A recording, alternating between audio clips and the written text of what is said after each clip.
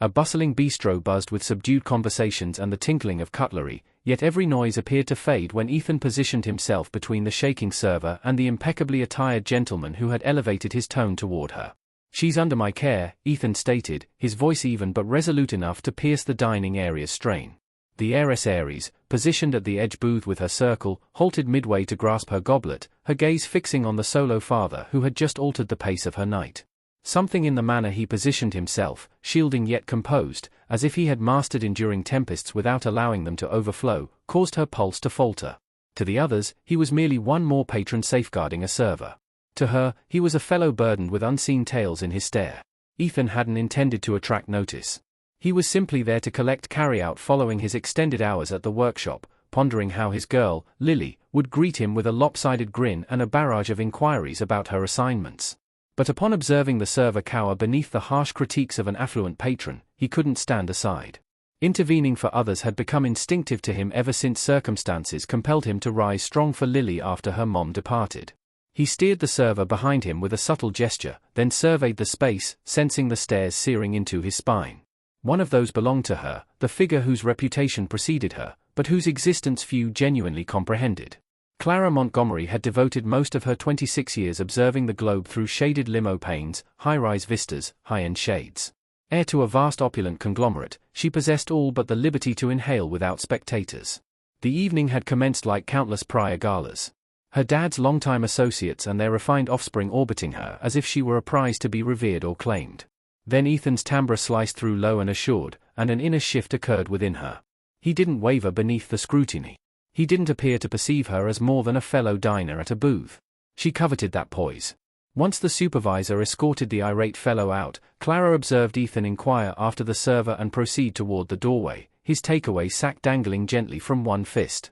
An urge she couldn't identify propelled her forward, to prevent the instant from concluding. She apologized to her group and pursued him, overtaking him mere steps beyond the entrance where the urban breeze carried a hint of drizzle. "Hold on," she uttered. Ethan pivoted, his weary gaze gentling as he absorbed her lavish gown, her uncertain posture. "I merely wish to express gratitude. Folks rarely intervene in moments like those." "It's trivial," he responded, adjusting the sack between his palms. "Occasionally, you must simply act." He seemed poised to depart, but Clara had more to say. There was a serene grace about him that didn't suit the thronged avenues or the glare of lenses lurking nearby. She inquired his identity, and upon his reply, she discovered herself sharing hers, even though he showed no trace of the reverence she typically encountered. He merely inclined his head as though her status weighed less than the content of her words. In the ensuing week, Clara couldn't dispel the recollection of Ethan's serene aura. She located the modest cafe where he occasionally escorted Lily post-shift and lingered by the threshold as he chuckled with his child, the sort of chuckle that etched lines at his eye edges. She paused before entering, uncertain if she fit in a realm where affection appeared so straightforward and raw. Ethan welcomed her with faint astonishment, but without reproach, beckoning her to join.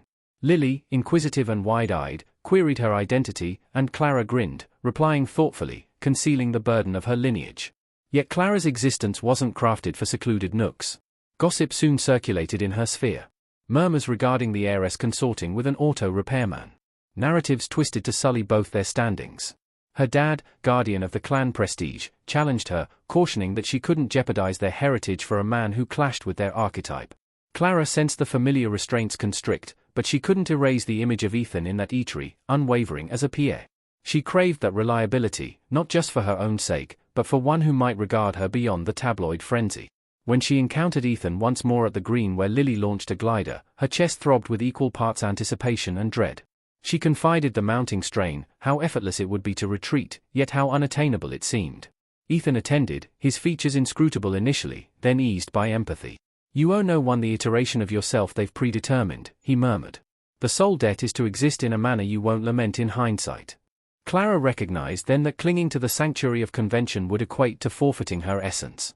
She started forging modest realms of autonomy, foregoing certain gatherings, extending bids to Ethan and Lily for an understated gallery showing, presenting them to select acquaintances who prized compassion over pedigree.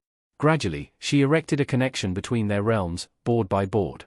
There were hurdles, paparazzi capturing shots, her father's dismay, Ethan's hesitation to subject Lily to glare, but each barrier merely gauged their resolve to pursue authenticity.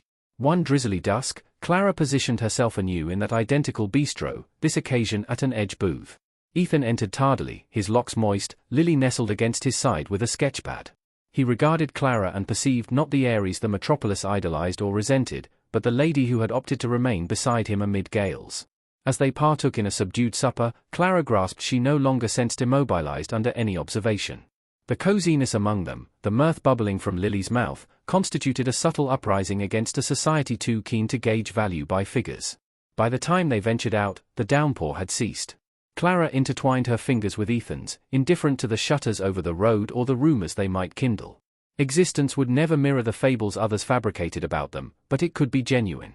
And within genuineness, space existed for bravery, affection, and the vow of an existence founded on decision rather than presumption, a existence they were commencing, one serene stride at a